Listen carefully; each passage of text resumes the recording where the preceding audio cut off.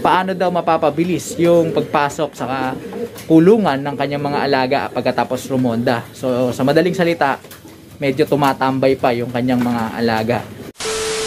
Yo, what's up mga kalapatids? Isang magandang araw sa inyong lahat. Welcome back dito sa ating channel, Chocobolof TV. Matagal-tagal nga tayong hindi nakapag-usap nung mga nakaraan sapagkat sobrang nabisi talaga tayo sa ating mga ginagawang paghahanap buhay at maganap sa buhay. Pero it's a good thing na meron tayong pagkakataon ngayon na makapagkwentuhan muli. At sa episode na ito ay sasagutin natin yung isa sa katanungan ng ating kalapatids na si Sir Dominic Samaniego. Sir, shout out sa inyo at sana'y nasa mabuti kayong kalagayan. Anyway, ang tanong niya, paano daw mapapabilis yung pagpasok sa kulungan ng kanyang mga alaga pagkatapos rumonda. So sa madaling salita, medyo tumatambay pa yung kanyang mga alaga. Well, bago natin sagutin yan, kung hindi ka pa nakapag-subscribe sa ating channel, mag-subscribe ka na at i-hit mo na rin ang notification bell para updated ka sa susunod nating kwentuhan. So wag na natin patagalin to. Tara! Disclaimer lang mga kalapatids na ka-newbie at mga nanonood, hindi tayo veterans fancier, hindi tayo eksperto. Ang ginagawa lang natin ay base dun sa ating mga karanasan at siyempre sa pamamaraan na akma naman dito sa sistema natin. Ngayon, kung meron tayong mga mai-share na idea na angkop naman dun sa sistema at kalagayan ng ating kalapatids na si Sir Dominic, pwede niyang magamit din ito. Alright, going back to our topic mga kalapatids, pagdating nga dun sa disiplina sa pagpasok sa kulungan o yung tinatawag na trapping, tatlong bagay yung aking ini-incorporate dyan mga kalapatids. Unang-una ay yung feeding, yung pagpapakain sa kanila. Kalawa, yung conditioning. At yung pangatlo ay yung consistency mga kalapatids. Talakayin muna natin yung feeding mga kalapatids. So yung feeding kasi is physiological or biological needs yan ng kahit anong living organism. Meaning isang napakalakas na motivation yan para maipasunod natin yung ating mga alaga sa paraan na gusto natin. Isang mabuting halimbawa mga kalapatids ng paggamit ng feeding bilang motivation ay yung mga nag-aalaga ng mga hayop sa circus at maging yung mga animal trainers. So gumagamit sila ng pagkain para i-motivate yung kanilang mga tinuturuan na sumunod o gawin yung mga pinagagawa nila. Napakabilis kasi pasunurin yung mga hayop kapag ang pinag-uusapan na ay survivability, kasi yung pagkain kailangan talaga nilang kumain dahil ayan ay basic needs nila. So mabilis natin silang mapapasunod. Ang isang napaka-importante lang mga kalapatids na ka-newbie sa pagdating sa feeding ay huwag nating i-overfeed yung ating mga alaga, dahil once na i-overfeed natin yan, hindi na yan susunod dahil nga busog na yan So ano pang mapapala nila kung susunod sila sa atin? Knowing the fact na pagka sununod nila yung pinagagawa natin, makakakuha sila ng reward. And then pagka sila busog, wala na silang rason para sundin yung ating pinagagawa.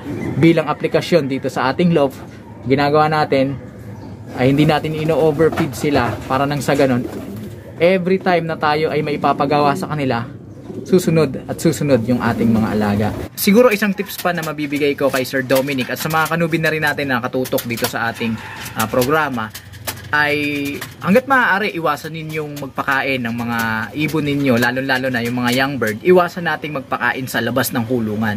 So pagkat makukondisyon yan na doon pala sa labas may mga pagkain. So pagka ganun, ano pang motivation nila o ano pang rason nila para pumasok sa kanilang kulungan? Siyempre papasok na lang yan para magpahinga sa hapon, sa gabi. Pero sa magdamag, magtatatambay yan sa labas. So hanggat maaari, iwasan ninyo magpakain sa labas ng kulungan. Ikalawa sa ating ini-incorporate sa ating mga alaga para makamit yung magandang trapping ay yung conditioning na tinatawag. Pero teka mga kalapatids, hindi ito yung conditioning na i-condition mo yung mga alaga mo. Halimbawa, ipapares mo, i-condition mo muna sila. Bibigyan mo ng vitamins, i-cleansing mo. So hindi yun mga kalapatids. Ang tinutukoy kong conditioning ay yung bibigyan mo sila ng reinforcement na kapag ka naririnig nila yon, makukondisyon yung isip nila sa dapat nilang gawin. So yun mga kalapatids, ang isang halimbawa niyan ay yung bago tayo magpakain ay pinipituhan natin sila, gumagamit tayo ng whistle. Ito yung gamit ko, yung mumurahin lang syempre. Ang importante dyan mga kalapatids, makagawa kayo ng sound na mai-incorporate nyo sa kanila mga kalapatids. So pwede kayong sumipol na lang din. So isang paraan din yun, na kapag ka every time na marinig nila yung pagsipol ninyo, ibig sabihin yun, tinatawag nyo sila. Ikatlo sa ating ini-incorporate ay yung tinatawag na consistency. So kasi itong mga alaga nating mga kalapati, mga kalapatids, ay mataas ang kanilang sense of time. Bagamat hindi nila alam yung eksaktong oras, kagaya nating mga tao, alam nila sa particular na oras, alam nila kung ano yung dapat nilang ginagawa, kung magpapahinga ba sila, kung lilipad ba sila. So magaling yan mga kalapatids, alam nila. Pagdating naman sa consistency mga kalapatids, ang ginagawa ko dito sa aking loft ay sinisikap ko na pag may papagawa ko sa kanila or may mga activity sila na dapat gawin, ginagawa natin yon ng hanggat maaari ay pirming oras. Halimbawa niyan yung pagpapakain mga kalapatids. Kung kayo ay nagpapakain 2 times a day, halimbawa sa umaga at sa hapon, so hanggat maaari gawin ninyong same time yung pagpapakain. Halimbawa sa umaga alas 8 kayo nagpapakain, pagkatapos rumonda, so gawin yung consistent yung ganong oras para makondisyon yung isip ng mga ibon natin na ganitong oras uwi na ako kasi kakain na. So yung mga ganon mga kalapatids. Halimbawa naman isang beses lang kayo nagpapakain sa hapon, gawin ninyo yung pagpapakain sa pirming oras. Halimbawa alas 5 pagkatapos rumonda. Nasa sa inyo yan mga kalapatids. Yung mga factors na napag-usapan natin, yung feeding, conditioning, and consistency, ay i-incorporate natin yan para makabuo tayo ng isang trapping system o sistema sa trapping para mabilis pumasok yung ating mga alaga. Halimbawa ngayon magpapakain tayo, hindi tayo nagpapakain ng sobra-sobra. Parang sa ganun, meron pa rin silang motivation na sumunod sa atin kung sakasakaling may papagawa tayo sa kanila. Susunod pa rin sila dahil nga hindi sila ganun kabusog. Kalawa, bago tayo magpakain mga kalapatids, tinatawag natin sila, pinipituhan natin sila, or it's time to eat, parang ganun. So kusa na silang papasok. Ngayon kung may mga hindi pumasok, hindi sumunod, so parte ng disiplina mga kalapatids, wag nyo nang pakainin yung mga yon. At pagka nagutom yon, pag pumasok sa kulungan, wala na silang aabutang pagkain. So the next time na maririnig nila yung pagpito nyo bago magpakain, alam na nila ang gagawin nila. Sila yung unang papasok mga kalapatids dahil ayaw na nilang maranasan na magutom uli, dahil nga naging lesson na sa kanila yung experience nila. At syempre panghuli mga kalapatids, kailangan consistent yung ating ginagawang sistema.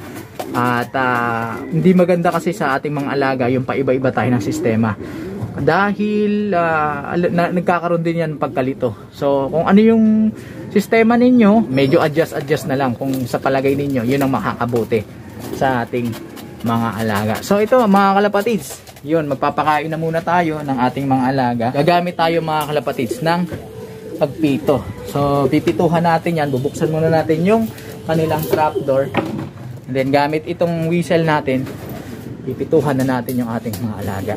Tingnan nyo yung kanilang magiging reaction mga kalapatids.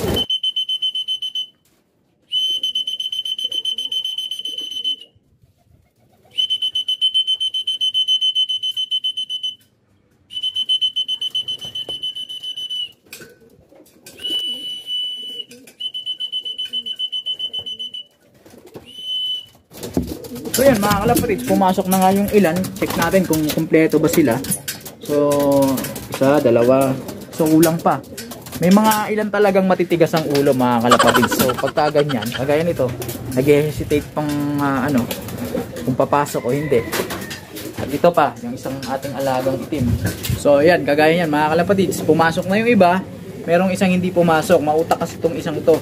Hinihintay niya muna maglapag tayo ng patuka bago siya pumasok. So matalino. Pero siguro sa mga susunod na araw, ang gagawin kong adjustment, bago tayo maglagay ng patuka, sisipol muna tayo o pipito muna tayo. Then kapag ka hindi pumasok, after natin mag-whistle, sasaraduhan na natin yan, pintuan, bago tayo maglagay dito ng patuka. Para nang sa ganon, matuto sila na pagka pumito, pasok agad, regardless kung merong patuka o wala. So yun ang ating gagawin sa mga susunod. So sa ngayon, pakainin na muna natin tong ating mga alaga. Pakainin na natin ating mga alaga. At gaya nga na nabanggit ko, sa pagpapakain kailangan hindi overfeed mga kalapatids, di ba? So ginagawa ko, yung isang ganito mga kalapatids, nakikita nyo yan, sa isang ibon, isang ganito lang sa maghapon. So pwedeng kalahati sa umaga, kalahati sa hapon. Pero ang ginagawa ko, mga kalapatids, mas kinukuntian ko sa umaga. Parang nang sa ganun, hindi naman sila tamarin. Mapapasunod pa rin natin yung ating mga alaga sa buong maghapon. So, 4 lang muna. Mamaya na yung kakulangan nila. So, ganyan lang ginagawa ko. So, pumasok na sila. Ngayon, ito, mayroong isa. Tinuturuan pa natin to. 1.5 months. So, hindi pa yan masyado marunong. Kaya nang hayaan lang muna natin yan, mga kalapatids. At papasok din yan eventually. Then, for the meantime, ito na muna yung ating mga alaga. Alright, so siguro dyan na muna natin tatapusin yung ating kwentuhan sa araw na ito. At hopefully nanonood ang ating kalapatids na si Sir Dominic at nakakuha siya, sana siya, ng idea o nasagot yung kanyang katanungan dito sa ginawa nating kwentuhan. Kaya kung hindi ka pa nakapag-subscribe, mag-subscribe ka na, hit mo ng notification bell. Huwag kakalimutang mag-like, comment, share. Para nang sa ganun ay tuloy-tuloy yung ating kwentuhan, nakapupulutan ng mga kaalaman. Paano mga kalapatids? Hanggang sa muling pagkikita. Paalam!